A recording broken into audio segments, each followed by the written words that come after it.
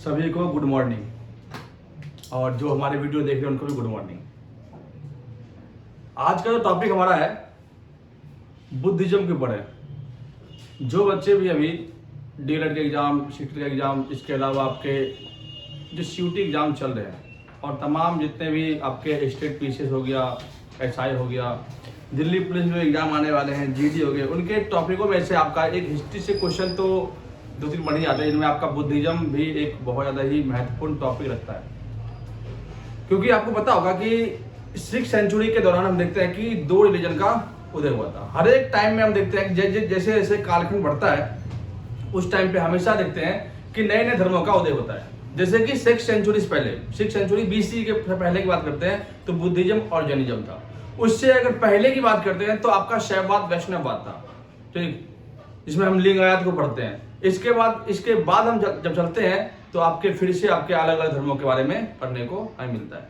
तो हमेशा जैसे कि हम मीडिया में आते हैं तो निर्गुण भक्ति आता है, जिसमें बाबा गुरु नानक के बारे में पढ़ते हैं, ठीक, इसके अलावा कबीरदास के बारे में पढ़ते हैं। जैसे कि आधुनिक भारत में आते हैं तो सभी टॉपिकों में हमारे लिए इम्पोर्टेंट रहता है कि कौन चीज़ें हमें कहाँ से कवर करनी होती है। तो ये जो रिलीजन है, जितने भी आपके नए नए व्यक्तियों का उदय होता है, इनका मेन कारण होता है कि समाज में एक सुधार लाना।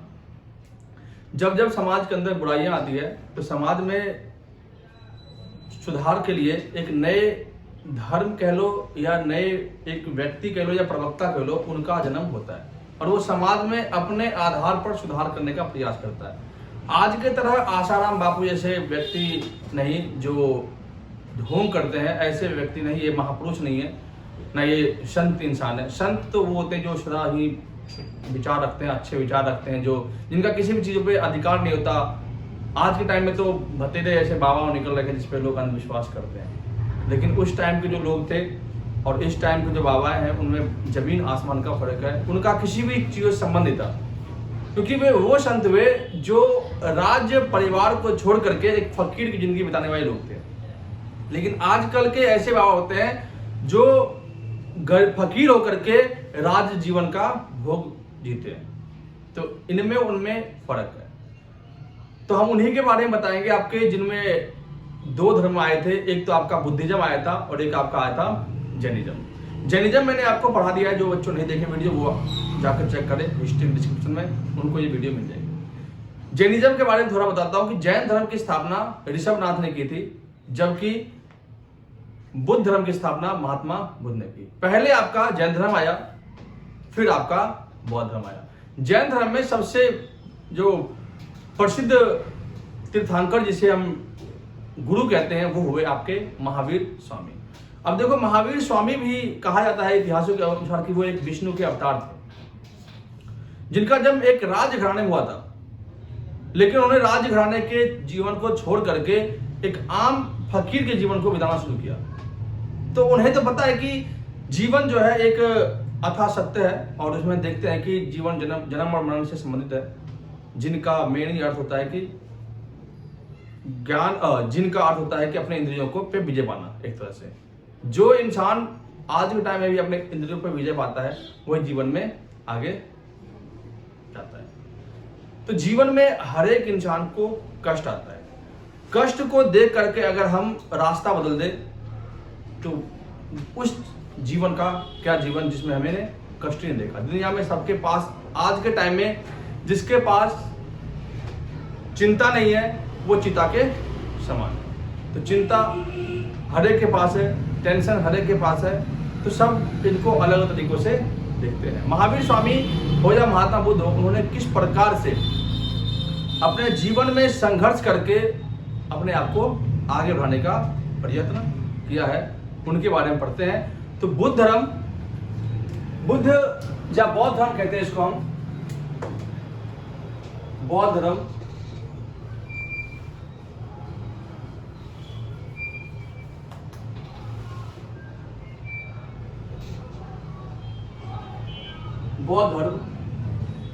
बौद्ध धर्म के संस्थापक महात्मा बुद्ध को माने जाते हैं।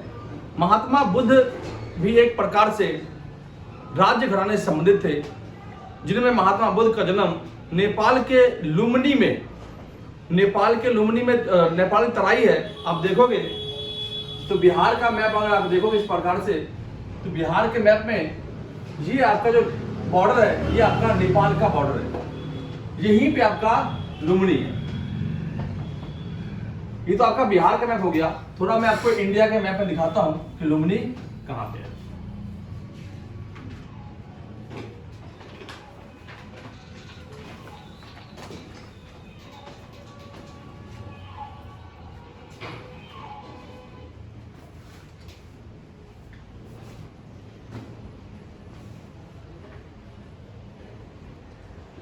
ये देखो बिहार है, ये आपका हो गया लुम्बिनी। अब लुम्बिनी उस टाइम पे 16 जनपदों में जो मगध था वो सबसे शक्तिशाली था, लेकिन 16 महाजनपद के अलावा कुछ ऐसे गणराज्य थे जो अपने आप को स्वतंत्र मानते थे। उन गणराज्य को संघ या गण के नाम से जानते हैं, जिनमें प्रॉपर रूप में वही लोग रहते थे जो अपने आप को राजा मानते थे। उन्हीं गण संबंधित थे आपके महात्मा बुद्ध के पिता राजा शुद्धोधन। राजा शुद्धोधन एक शाक्त कबीले के मुखिया माने जाते थे। शाक्त कबीला नेपाल के अंदर बहुत बड़ा कबीला था, जिनका मुखिया शुद्धोधन जी थे, और उन्हीं के राज दरबार में महात्मा बुद्ध का जन्म हुआ। महात्मा बुद्ध के जन्म के विषय में अलग अलग इतिहासकारों के अपने अलग अलग मत है, जिनमें किसी भी एक इतिहासकार के अगर हम थ्योरी पढ़ते हैं तो उनमें देखते हैं कि महात्मा बुद्ध एक भगवान के अवतार में माने जाते हैं। जब महात्मा बुद्ध जन्म लिए तो महात्मा बुद्ध के जन्म के बाद जब उनका नामकरण किया गया, जब शास्त्रों के अनुसार उनके जीवन को देखा गया, तो बताया कि ये व्यक्ति आगे चल के या तो बहुत बड़ा महापुरुष बनेगा, या बहुत बड़ा राजा, या बहुत बड़ा संत बनेगा। राजा शुद्धोधन इस बात से खुश था कि मेरा बेटा या तो महापुरुष बने या राजा बने, लेकिन अगर संत बनेगा तो राजपाट कौन देखेगा। ये बहुत ही टेंशन का विषय था। महामाया के गर्भ से महात्मा बुद्ध जी पैदा हुए थे, और महात्मा बुद्ध जब थोड़े बड़े हुए तो उनके लिए एक अलग से राजभवन का निर्माण किया गया, और कहा गया कि इंसान संत फकीर तभी बनता है जब वो जीवन में कष्ट को देखता है। महात्मा बुद्ध को एक अलग ही राजभवन में रखा गया जब तक कि वो यंग अवस्था में नहीं आए। उनके लिए उन राजभवन में सारी सुविधाओं को रख दिया गया जो एक आम इंसान को चाहिए। दुख उनसे दूर रहता था। सुंदर सुंदर बगीचे, भवन, सारी सुविधाओं से भरपूर ऐशो आराम की जिंदगी महात्मा बुद्ध जी रहे थे। बाहरी दिन दुनिया से उनका कोई मतलब नहीं था। जब वे थोड़े बड़े हुए तो उनको एक बार अपने राज्य भ्रमण करने की इच्छा जागी, तो अपने उन्हें सारथी से कहा कि मुझे राज्य भवन देखने की इच्छा हो रही है। सारथी ने या जो वहाँ का रखवाला था, उन्होंने राजा से इस बात की सूचना दी। जब राजा ने इस बात को सुना तो उनको लगा कि शायद ये बुद्ध का जो है अंतिम दिन होगा, लेकिन फिर भी कोशिश करूंगा कि राजभवन में उन्हें कोई दिक्कत ना हो। उन्होंने घोषणा करवा दिया पूरे राजभवन में कि खुशहाली का माहौल हो, क्योंकि उनका बेटा राजभवन का दौरा करने वाला है।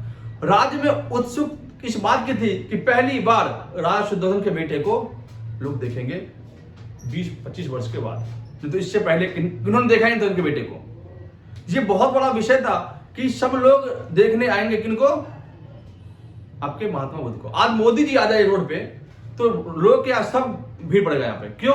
क्योंकि वो एक तरह से ऐसे महापुरुष की बात कर रहे हैं जो दुनिया में एक चमत्कार सा है, अब जिनको आपने कभी नहीं देखा, और वो हमारे बीच आने वाले हैं। ना हमने कभी टीवी में देखा, ना हमने कभी कुछ भी देखा। उस टाइम ना टीवी थी ना कुछ था, लेकिन पहली बार जब लोग देखेंगे उनको तो जरूर सी बात है कि लोग देखने जरूर आएंगे। तो कहा कि सब देखने आना, कोई दिक्कत नहीं, लेकिन दुख दूर रहे। पूरे राज्य भवन को, राज्य को सजा दो, गांव गांव तो जो है फूलों का रास्ता बिछवा दो, ताकि राजकुमार को ये लगे कि कहीं कष्ट नहीं है। अगर उन्होंने कष्ट देख लिया तो जीवन उनका बदल जाएगा और वो संन्यास धारण कर लेंगे। राजा के आज्ञा अनुसार ऐसा ही हुआ। राजभवन में ढोल नगाड़े सब बिठवा दिए, सभी जगह फूलों के रास्ते बिछा दिए कि राजकुमार निकलने वाले हैं। लोग उत्सुक थे देखने के लिए। राजकुमार रथ पर बैठे और चल दिए। बुद्ध का नाम उस टाइम सिद्धार्थ था। सिद्धार्थ जब अपने राजभवन से निकला तो देखा खुशहाली का माहौल था, लोग उन पे फूलों के बारिश करवा रहे थे। एक तो लोग ऐसे व्यक्ति को देख रहे थे जिनको कभी देखा नहीं, और दूसरी बात लोग समझ रहे थे कि ये हमारे ईश्वर के प्रतीक है। राजकुमार सिद्धार्थ जब आगे बढ़ते हैं तो भीड़ में उन्होंने एक बूढ़े व्यक्ति को देखा जो बिल्कुल कांप रहा था, अपने लाठी के सहारे वो जिंदा सही ढंग से खड़ा नहीं था। अब इतने खुशी के माहौल में उन्हें एक बूढ़ा व्यक्ति कैसे दिख गया, ये भी एक चमत्कार वाली बात है। कहते हैं कि जो होनी होती है वो होके रहती है। महात्मा बुद्ध के साथ यही हुआ। जीवन में आप कितना भी सफल हो जाओ, कितना भी सफल हो जाओ, कितना भी कुछ कर लो, लेकिन जिस दिन आपके सामने विपत्ति आएगी वो चीज आएगी आएगी, रुकने वाली नहीं है। कितना भी आप छुपा लो, चांद के दाग कहते हैं, चांद के दाग को कितना भी छुपा लो वो दाग दिख ही जाता है। तो महात्मा बुद्ध के साथ ऐसा ही हुआ। उन खुशहाली के माहौल में महात्मा बुद्ध को वो व्यक्ति दिखे जो एक बुजुर्ग थे, अपने लाठी के सहारे पर भी ढंग से खड़ा नहीं पड़ा था, लेकिन महात्मा बुद्ध ऐसे व्यक्ति को जीवन में कभी नहीं देखा था। उन्होंने जस्ट पूछा, किससे? अपने सारथी से, व्हाट इज दिस? तो सारथी पूछा, you don't know? I don't know. तो व्हाई? ताकि मैंने कभी देखा नहीं इस चीज को। अब क्या है ये व्यक्ति ऐसे क्यों है और ये है कौन? क्योंकि महाराज को पता नहीं है राजकुमार का। नहीं का राजकुमार ये वे व्यक्ति है जो बुजुर्ग हो चुका है। क्या ये बूढ़ा क्या होता है? What is old? बूढ़ा होता क्या है? कहा कि बूढ़ा वो होता है जो हम अभी अवस्था में जी रहे हैं। हमारा एक टाइम ऐसा आएगा जब हम भी इस तरह हो जाएंगे। कहा मेरे बाबू जैसे हो जाएंगे, महाराज जैसे होंगे। कहा ये विधि का विधान है, जो जन्म लिया है बूढ़ा होगा। दिमाग में करंट लग गया उसके, और ऐसा झटका लगा, कहा कि आगे चलो। फिर देखा खुशी का माहौल, बिल्कुल एकदम खुशी का माहौल चल रहा है वहां पे, लेकिन फिर क्या देखा रास्ते में? एक बीमार व्यक्ति जो कोढ़ से ग्रसित था, जिसके शरीर में पूरा घाव ही घाव था। फिर पूछा, कौन है ये? कहां से आते हैं ये लोग? सुना ना आपने? कौन है ये? कहां से आते हैं ये लोग? कहा ये कौन है भाई? कहा कि ये भी पता आपको कौन है? कहा बीमार व्यक्ति है। कहा ये बीमार क्या होता है? अब जिस इंसान को ये नहीं पता कि बुजुर्ग क्या होता है, बीमार क्या होता है, उन्हें क्या दुनिया के बारे में पता होगी? महात्मा बुद्ध विचित्र हाल में दृष्टा है, पश्चिमी आर्धन को खुले पश्चिमी आर्धन को। महात्मा बुद्ध ने पूछा, सारथी ने जवाब दिया। कहा आगे चलो। सारथी आगे चलिए आप। कहा जी महाराज। चल दिया आगे। जैसे जैसे आगे बढ़े तो रास्ते बीच में रुक गया। एक व्यक्ति जो मर गया था उसकी लाश को लेकर के 4-5 लोग आगे बढ़ रहे थे। सारथी का रास्ता वहीं रुक गया। कहा ये क्या भाई? ये क्या है जो 4 लोग अपने कंधे पर ले जा रहे हैं, राम राम कर रहे हैं? क्या है ये? कहा नहीं पता महाराज आपको? कहा नहीं। कहा ये वो व्यक्ति है जो चला गया। कहां चला गया? कहा भगवान के पास, ईश्वर में विलीन हो गया। कहा ये क्या होता है? कहा कि जो इंसान जन्म लिया हो इसका एक न एक दिन मौत होता है, अर्थात वो इस जीवन को छोड़ करके किसी और जीवन में चला जाता है। कहता ये बात मुझे समझ नहीं आई। कहा समझ नहीं आया ना, तो आपके पिताजी भी कुछ दिन बाद ऐसे जाएंगे, वो हमसे दूर। कहा मेरे बाबू चले जाएंगे, मैं भी जाऊंगा। ये क्या है? उन्होंने कहीं मृत्यु देखा ही नहीं था कि मृत्यु है क्या। आप में से कोई अगर चीजों को छोड़ करके एक घर में आपको एक बड़े से राज भवन में कैद कर दे और आपको बिना दीन दुनिया ना दिखाए, तो आपको ये भी पता होगा कि ये मोबाइल फोन है और ये लैपटॉप है, ये इंटरनेट है, ये क्या है। लेकिन हम उन माहौल में रहते हैं, आप चीजें देखते आते हैं, इसलिए मरना क्या है, जीना क्या है, बीमारी क्या है, उस समय पता है। क्योंकि महात्मा बुद्ध तो बीमार पड़े कभी ना, उनके सामने किसी की मौत हुई ना कुछ हुआ। कहा जीवन धिक्कार है फिर हमारा। इतने अच्छे शरीर, सुंदर शरीर लेकर के मैं बीमार पड़ जाऊं, बुजुर्ग हो जाऊं, ऐसी अवस्था मेरी हो जाए, मेरे हाथ पैर में घाव हो जाए, और मैं अंत में इस तरह से जाऊं, तो ऐसे जीवन का लेकर क्या करूंगा मैं? फिर तो जीवन कुछ नहीं है, फिर मेरा कुछ नहीं है यहाँ पे। तो मैं आया अकेला, जाऊंगा अकेला। अब फिर चलो आगे। आ गया तो देखा एक सन्यासी व्यक्ति योग मुद्रा में जप कर रहे थे। कहा ये कौन है? कहा महाराज ये वे व्यक्ति है जो भगवान के जप कर रहे हैं, जो ईश्वर के लीन में है, जिन्हें इन दुनिया से मतलब नहीं है, वो ईश्वर के भक्ति में निपुण है। कहा इन्हें ना तो हमारे से शान शौकत जो होता है, ना ऐशो आराम जो होता है, इन्हें 2 वक्त का खाना मिल जाए वो बहुत बड़ी बात है। इनका ना तो अपना घर होता है ना द्वार होता है, ये जहां मर्जी वहीं रुक जाते हैं। का सबसे तो जीवन बेस्ट इनका ही है, जिन्हें कोई टेंशन नहीं जीवन में। एक ही टेंशन है, ईश्वर को पाना, अपने आप को ईश्वर से जोड़ना। तो कहा ठीक है अब चलिए। महात्मा बहुत टेंशन में, बिल्कुल रात भवन गया, बगीचे में जाकर बैठ गया। अब राजा चल गया पता, सारथी बुलाया इधर, फिर बताया था कि इसको ना दिखाने की चाहिए। क्या दिखाया तुमने इसको? कहा महाराज मैंने कुछ दिखाया नहीं। फिर क्या हो गया इसको? रास्ते में सब कुछ ठीक ठाक था। कहा महाराज इसने 4 व्यक्ति को देखा। कहा कौन? सिद्धार्थ जी। क्या देखा? एक बीमार व्यक्ति, एक बूढ़े व्यक्ति, एक मरे व्यक्ति, एक सन्यासी व्यक्ति। कहा क्यों दिखाया तुमने इसको? कहा कि अब देख रहे थे मैं क्या करूं? मेरे से पूछा, मैंने बता दिया। कहा बेड़ा गर्क हो गया, जा खत्म कहानी। मीटिंग बुलाई भाई राज्यसभा में, सारे संसद के मंत्री आए, रक्षा मंत्री, वित्त मंत्री सब आए। हमारे जितने भी मोदी जी हमारे संन्यास बनने वाले थे, मोदी जी के बारे में बता दो चीज मालूम। मोदी जी संन्यास ले लिए, सारे आए बैठक में, मोदी जी संन्यास ले रहे। कहा मोदी जी शादी करवा दो। कहा शादी करने के बाद रुकेंगे नहीं वो। तो रुके मोदी जी, शादी करने के बाद रुके, आज कहां तक पहुंच गए। कहा कि शादी करवा दो सिद्धार्थ की, सुंदर सी कन्या है, लेकिन राजभवन ढूंढा बाजार जितनी भी राज्य है, एक सुंदर सुंदर कन्या लाओ, उनको दिखाओ, जब पसंद है शादी। शादी हुई, यशोधरा नामक कन्या शादी हुई। शादी जीवन में कुछ दिन अंत तक रहे। उनका एक बेटा हुआ राहुल, लेकिन ना तो अपने बीवी से खुश ना बेटे। उसके जीवन में यही चल रहा था कि जीवन क्या है, मृत्यु क्या है, जीवन क्या है, मृत्यु क्या है। वो इस टेंशन में जी रहे थे कि मान लो कि लीवर और फेफड़ा जो ना उनका खत्म हो चुका हो, ऐसे टेंशन में थे वो। जैसे किसी का लीवर खराब हो जाता है ना और किडनी खराब हो जाता है, तो कैसे टेंशन में रहते हैं, वैसे महात्मा बुद्ध थे। स्वस्थ से भी अस्वस्थ हो गया।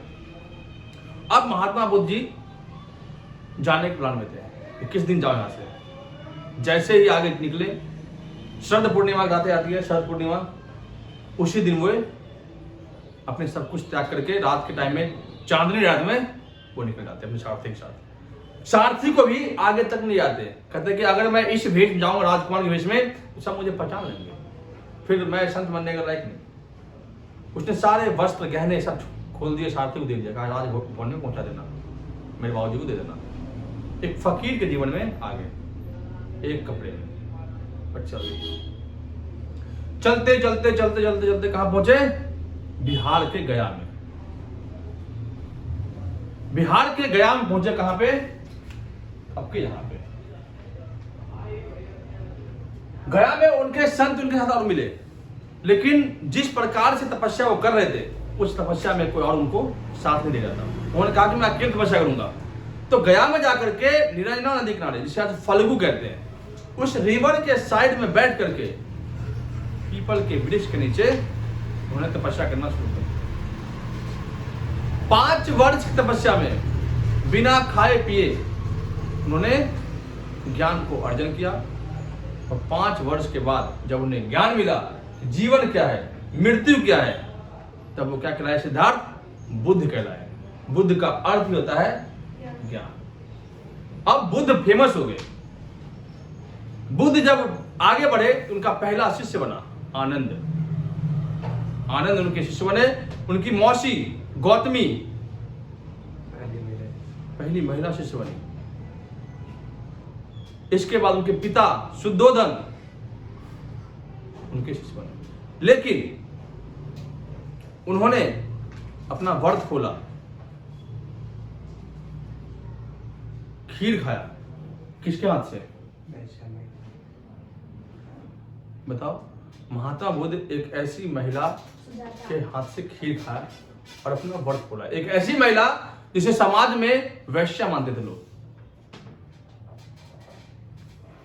तो महात्मा बुद्ध यंग अवस्था में थे, लेकिन हड्डी पसली तो पूरी दिख रही थी। जब सुजाता खीर ले गए पीपल के वृक्ष के नीचे, तो वहां देखा एक साधु बैठे हुए। उनको लगा कि यही साधु है, इनको खिला दो, भगवान को ले लिया उनको और उनको खीर खिला दिया। खीर खिलाते ही महात्मा बुद्ध का व्रत छूट गया। तो क्वेश्चन आता है कि महात्मा बुद्ध ने किनके हाथों से खीर खा करके अपना व्रत खोला? सुजाता नामक कन्या। सुजाता नामक कन्या एक ऐसी कन्या जिसे वैश्य लोग मानते हैं, जिन्हें समाज के अंदर घूमने फिरने तक नहीं दिया जाता था। महात्मा बुद्ध जब खीर खाए ना, तो लोग उनका धिक्कार करने लगे। महाराज आपने क्यों खा लिया खीर इनके हाथ? ये पापी कन्या है। कहा गांव के सभी लोग, बोला मुखिया को, बोला कौन है यहाँ का मुखिया? बुलाया सबको। कहा कौन कहता है कि सुजाता पापी है? कौन कहता है कि असभ्य है? कहा कि मुखिया जी कह रहे, सब गांव कह रहे। कह रहा कि ये कन्या जो है, वेश्यावृत्ति करने वाली कन्या है, ये आज अपनी ऐसी अवस्था में है, इसका जिम्मेदार कौन? गांव के लोग। तो सबसे बड़े पापी तुम हो। इन्होंने तो अपने मजबूरी में काम किया है, लेकिन आपने इनके मजबूरी का फायदा उठाया ना, और आपने ही इससे वैश्य बनाया, और आप ही कहते हो असभ्य है। ये बड़ी विचित्र बात है। कहा कि जितने ये निर्दोष है, उससे ज्यादा कई गुना दोषी आप हो। इसलिए जीवन में एक बात याद रखना कि दोषी को, कोई निर्दोष व्यक्ति को दोषी बनाना, सबसे बड़ा दोषी वो कहलाता है जिन्होंने बनाया है। तो जीवन में जितना खुश अपनों से नहीं मिलता, उतनी खुशी वहां मिलती है जब हम किसी को दान पुण्य दे करके, जिन्हें हम एक अच्छे समाज में रहने का विचार देते हैं।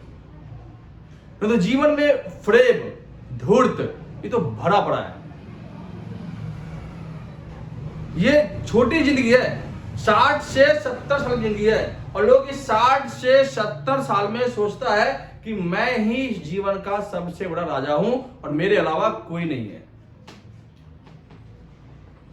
तो मैं तो हर एक इंसान से कहता हूं कि जब अहंकार रावण का नहीं हुआ, तो हम जैसे तुच्छ मानव क्या होगा?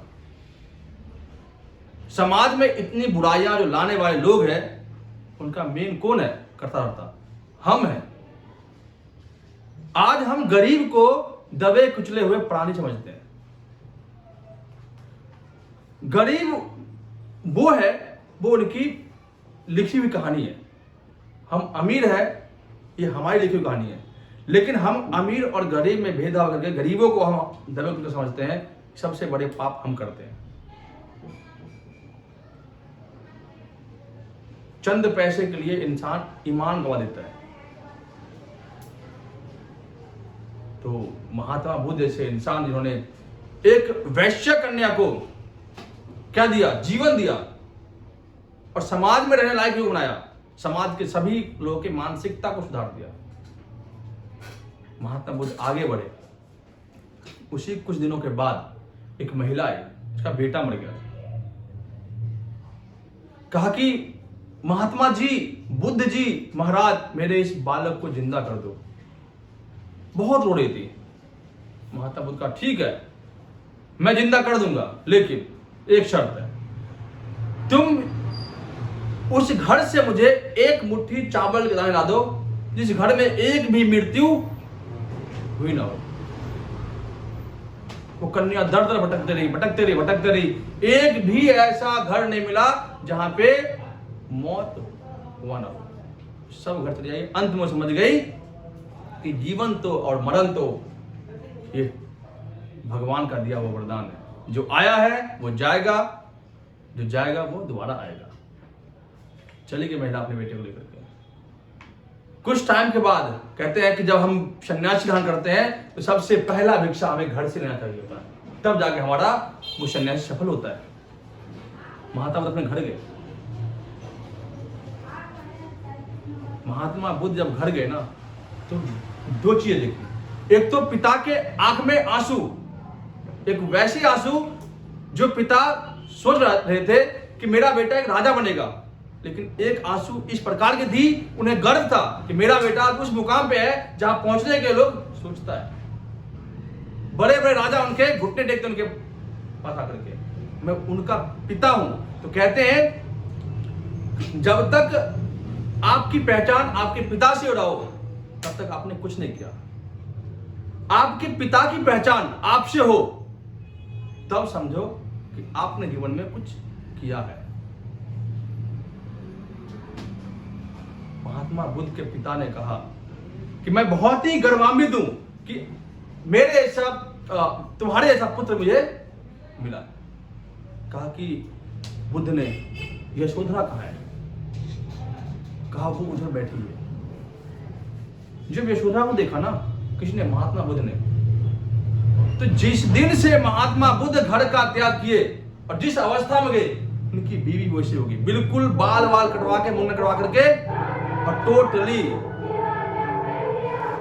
टोटली गेरुआ वस्त्र धारण करके जीवन में चल दिया। और सोचो,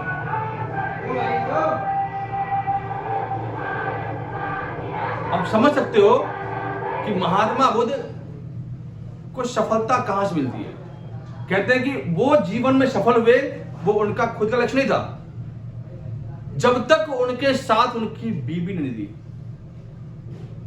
तो कहते हैं कि आप जब शादी करते हो तो आपको ऐसी पत्नी मिले जो दुख हो या सुख हो तब तक आपका साथ नहीं बढ़े। नहीं तो आज के दुनिया में ना तो पति अच्छे होते हैं और ना पत्नी अच्छी होती है। क्यों? क्योंकि जीवन में हर एक चाहिए होता है ऐशो आराम। अब देख लो कि महात्मा बुद्ध की पत्नी इतने राजभवन में रहने के बाद भी वो सारे सुख और आराम को छोड़ दिए, और जिस प्रकार से पति अपने भेष को जी रहे थे उस भेष को अपना लिया। इससे बड़ा सच और दुनिया में क्या हो सकता है। 14 वर्ष को वनवास मिला राम को, लेकिन उस वनवास में कष्ट किनको हुआ? माता सीता। क्या लगा कि मर्यादा पुरुषोत्तम राम जो है वो अकेले ही संन्यास को पूरा कर लिए, जब तक उनके पत्नी का सहयोग नहीं होता ना वो पूरा नहीं कर पाते। इसीलिए ग्रंथों में लिखा होता है राम के नाम से सीता का नाम नहीं होता, बल्कि सीता के नाम से राम का नाम जुड़ा हुआ है। जीवन में आपकी पत्नी आपकी जितना हो सकती है ना वो दुनिया में कोई नहीं हो सकता। तभी देखते हो सीता राम नाम आता है। राम सीता कभी सुना आपने? राधे श्याम नाम आता है। तो प्रेम बहुत ही अटूट बंधन होता है, जिसे बुद्ध की पत्नी यशोधरा, राम जी की पत्नी सीता, राधा श्याम की प्रेमिका कृष्ण की प्रेमिका राधा, इससे शादी नहीं हुई, वो नहीं भाई। महात्मा बुद्ध के बेटे राहुल का भी निधन हो गया, फिर भी उन्हें तनिक टेंशन नहीं हुई। उनको पता था कि जो शरीर है ना ये नाशवर है, कहीं मरता थोड़ी है। एक आत्मा शरीर को छोड़ करके दूसरे में विलीन हो जाता है। महात्मा बुद्ध की बात पता थी, इसलिए वो टेंशन नहीं हुई और वो घर से भिक्षा लिए और चल दिए। उनके वचन से एक अभिमानी व्यक्ति था, दो अभिमानी व्यक्ति। एक तो था पहला अजातशत्रु, जिसने अपने ही पिता कत्ल किया, बिंबिसार का कत्ल कर दिया। बिंबिसार का कत्ल करने के बाद अजातशत्रु ने बुद्धिज्म को पढ़ा, महात्मा बुद्ध से ज्ञान की प्राप्ति की और उन्होंने बुद्ध को अपना लिया। बहुत बड़े उंगली मार डाकू थे, नाम सुना हो कहानी आपने। उनकी इच्छा थी कि मैं 1000 लोगों को मार करके उसके उंगलियों को काट करके मैं माला पहनूंगा। इच्छा। बुद्धिज्म तो यही है, कह रहे अपने 5 चीजों को सुधार लो: घमंड, लालच, इच्छा, ईर्ष्या, द्वेष, भावना। ये चीजों को सुधार लो, जीवन आपका जाएगा। उन्हें चल गया पता कि इस राज्य के अंदर, जब किस राज्य में गए थे, चला पता कि एक उंगली माल नामक डाकू है जिससे लोग भयभीत है। कहा ठीक है, इसको बदलते हैं। जिस जंगल में उंगली माल डाकू था, उस जंगल के रास्ते सारे लोग छोड़ दिए थे। महात्मा बुद्ध उसी रास्ते को रात के समय निकले। उंगली माल डाकू को मनुष्य की बू आई। उन्होंने कहा रुक, कौन है तू? महात्मा बुद्ध के पैर नहीं रुके, चलते रहे आगे तक। कहा तुझे थोड़ी भी भय नहीं है? कहा नहीं। किस बात का भय? तुम होते कौन हो? उंगली मालने डाकू ने कहा कि तुम्हें जानते हो मैं कौन हूं? कहा तुम कौन हो? मुझे नहीं पता। कहा तू ये बता कि तुम्हें जानता है, आप कौन हो? क्या मुझे पता है, आपको पता है? महात्मा बुद्ध ने ऐसा उत्तर दिया। कहा नहीं। तो कहा जब तुम मुझे नहीं जानते तो मैं तुम्हें क्यों जानूं? महात्मा बुद्ध चलते रहे। महात्मा बुद्ध को रोक लिया उंगली माल डाकू ने। कहा कि मैं वो राक्षस हूं जो इंसानों के को मार करके उनके उंगलियों का माला पहनता हूं। महात्मा बुद्ध रुके और बोले कि तुम माला पहनते हो, तुम्हारी इच्छा है, तुम मेरा एक काम कर दो, मुझे तुम मार देना, लेकिन मेरा उससे पहले एक काम कर दो। कहा क्या? कहा कि वो टहनी तोड़ दो उसको। कहा बस इतनी सी बात। लो तोड़ दिया, फटाक से मारा था, तोड़ दिया उसको, टहनी गिर गया। कहा उसको जोड़। ऐसी ये कौन सी विचित्र बात है भाई? टूट गया, टूट गया, वो जुड़ कैसे सकता है? कहा जो चीज टूट गया, जो चीज कट गया, तुम उसे जोड़ने को तुम्हारे पास अधिकार नहीं है, तुम उसे जोड़ नहीं सकते। तुम्हें मारने का अधिकार किसने दिया लोगों को? जो हम बना नहीं सकते उसे हम बिगाड़ भी नहीं सकते। उंगली माल डाकू समझ गया कोई साधारण व्यक्ति नहीं। उन्हें पूछा और क्षमा मांगी और उस दिन से अपना सारा हथियार छोड़ करके बुद्धिज्म को अपना लिया। ऐसे व्यक्ति थे बुद्धिज्म। आज के तरह बाबा तो ढोंगी नहीं जो पैसे के लिए मरते हैं। संत वो होते हैं जिन्हें किसी चीज का लालच ना हो, लेकिन आज के संत वो होते हैं जिसको सब कुछ लालच हो। सारे ऐशो आराम चाहिए, उन्हें लग्जरी कार चाहिए। देखो बहुत बड़े बाबा है भाई, बागेश्वर धाम वाले बाबा है, देखो ना कितने महंगे महंगे गाड़ी घूमते हैं। अपना यूट्यूब चैनल है, अब पता नहीं कौन से ग्रंथ पढ़ते नहीं पढ़ते, क्या छिटकड़ा मारते पता नहीं, वो उनकी मर्जी है। लेकिन जो संत होते हैं, सच्चे संत होते हैं, उनके पैरों में जूते तक नहीं होते। वो पैदल पृथ्वी को नापने का प्रयास करते हैं, लेकिन इनके पैर जमीन पे टिकते नहीं है। तो ये संत थोड़ी हुए। ये थे आपके महात्मा बुद्ध के। अब इनसे जुड़े हुए क्वेश्चन देख लो क्या बनता है।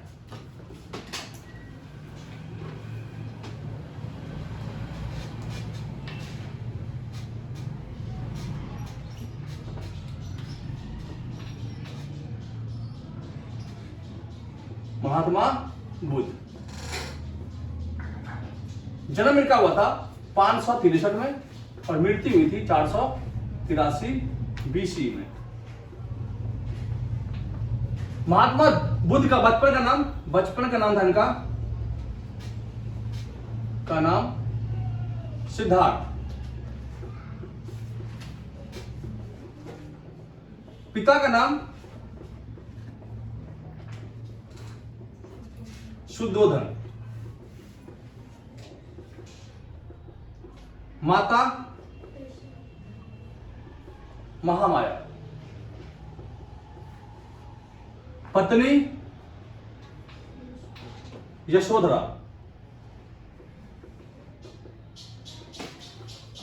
मौसी गौतमी।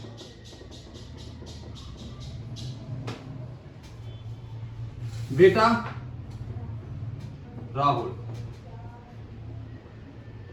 गुरु दो थे इनके, एक थे आपके अलाम कलाम और एक थे आपके विश्वामित्र।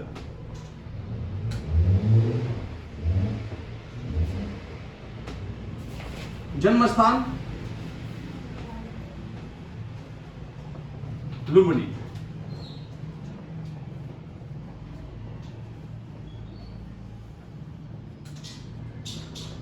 इसके बाद महात्मा बुद्ध ज्ञान की प्राप्ति बौद्ध गया। बौद्ध गया, नदी फल्गु, फल्गु कह लो या निरंजना। वृक्ष पीपल का वृक्ष।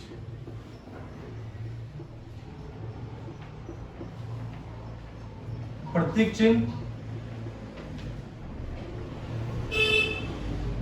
पीपल का वृक्ष। ग्रह त्याग, ग्रह त्याग का प्रतीक घोड़ा।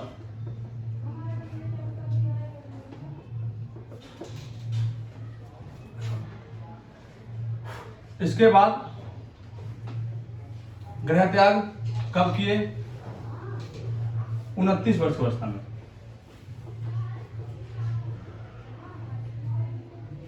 प्रथम शिष्य आनंद। प्रथम महिला शिष्य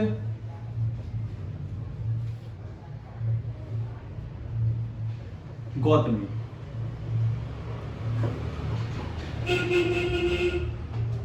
व्रत खोला सुजाता के हाथों।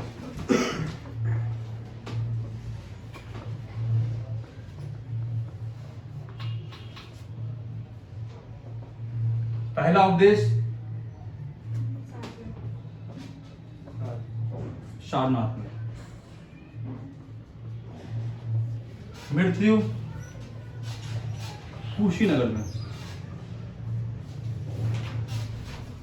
अंतिम संस्कार मल जाति के लोगों ने, मल जाति के लोगों ने। लिखते चलेंगे फटाफट।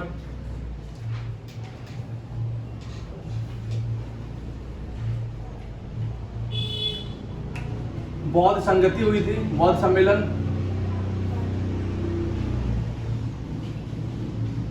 बौद्ध संगति प्रथम, द्वितीय, तृतीय,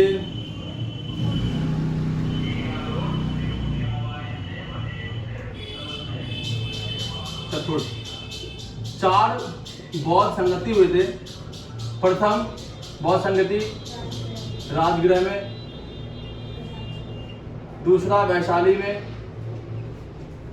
तीसरा पाटलिपुत्र, चौथा कुंडलवन, कुंडलवन कश्मीर। राजगृह में जब हुआ तो उस टाइम पे गुरु कौन थे?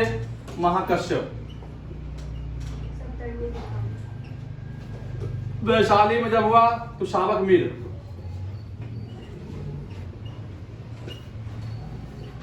तीसरा आपका मौखलीपुत्र स्थिति, मौखलीपुत्र गोसाल।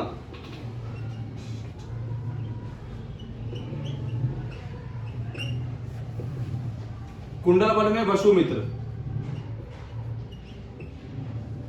महाकश्यप जब अध्यक्ष थे, राजा कौन था? अजातशत्रु। जब शावक मीर हुए तो कालाशोक, काला शोक। जब तृतीय बौद्ध संगति पाटलिपुत्र अशोक के टाइम में हुआ था। मौखलीपुत्र स्थित आपका अशोक के टाइम में। और वसुमित्र टाइम में कौन था? तो कनिष्क, कुषाण वंश का शासक कनिष्क। ये 4 प्रकार के बौद्ध सम्मेलन आयोजित हुए। बौद्ध धर्म 2 भागों में बटा। धर्म के 2 भाग, हीनयान और महायान।